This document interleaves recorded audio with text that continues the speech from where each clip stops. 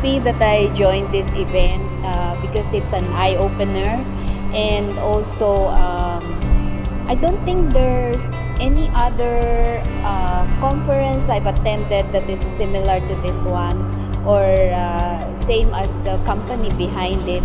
I understand it's a holistic approach to building family business, which actually right now I think a lot of the families have been having problems because through the years the family businesses have grown, and of course as you grow there are a lot of problems that comes with the growth of a business. And I believe Premier has a good advocacy wherein it's more of proactive, the way they want to deal with the family business problem. So it's pretty good to encourage people. The most important thing I learned here is that at least there's somebody we can approach if there's a family problem or a business problem within the business, a family business, so that early on the problems can be threshed out before it becomes a big issue. What's that one thing that you now have learned that you can share to your family or to your friends or also to our viewers? Well, the most important is really to have a family. When we have the resources, we have a family constitution, so that there's a difference between the family council and the board of directors. So it's some sort of like a planning also, so that we prevent future conflicts. And another thing I found so nice here is, I was joking with Adrian that he made me shed tears. It's because he was able to present the side of the parents and at the same time to present the side of the millennials. Diba? He was able to bridge the gap so that each generation understand each other. Alright, so I guess that's it. Yeah, okay, thank you. Well, all the talks that I have heard so far was very familiar. In fact, we have done quite a few things: family council, family constitution.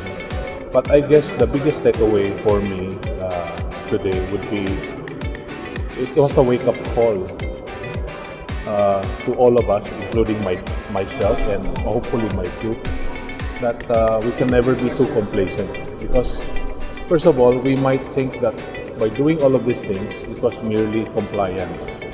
But you need to build on relationships. You need to put focus on the family rather than putting more focus on the business side. We have to sometimes balance it between the business side and the family side. So sometimes we put more focus on the business, so we tend to forget the family. Right. So for me, yes, that's my biggest takeaway. We have to start thinking about the welfare of the family. Of course, the fourth generation that's coming in. We have to discuss it. We have to engage them. We have to know what they're thinking of.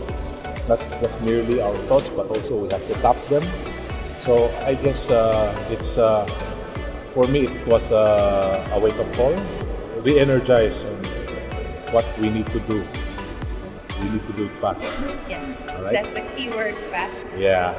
Well, it's not fast, but we cannot never be too complacent, thinking everything is done. And there's a lot of work ahead, a lot of tasks that we need to do. So, the event has been eye-opening for us. So I'm here today with my two sisters and our dad. And I think now, like a lot of the things that were said, we've already been discussing. But especially now, like it's being validated over and over and over again. It's validating what we've already known, and it's given us a reason to move forward, like ASAP. Right. I think the one thing that I took away from the entire conference so far was the idea of a purposeful business. Right. And the idea that we should core values which we treasure and which we pass on to our employees. Now, it's something that we've always been doing, but we've done it with just one core value, which is our family-centeredness. We've always reminded our employees about the importance of family, but it's never been written down. It's never been something formal. It's always been something unwritten in the skies.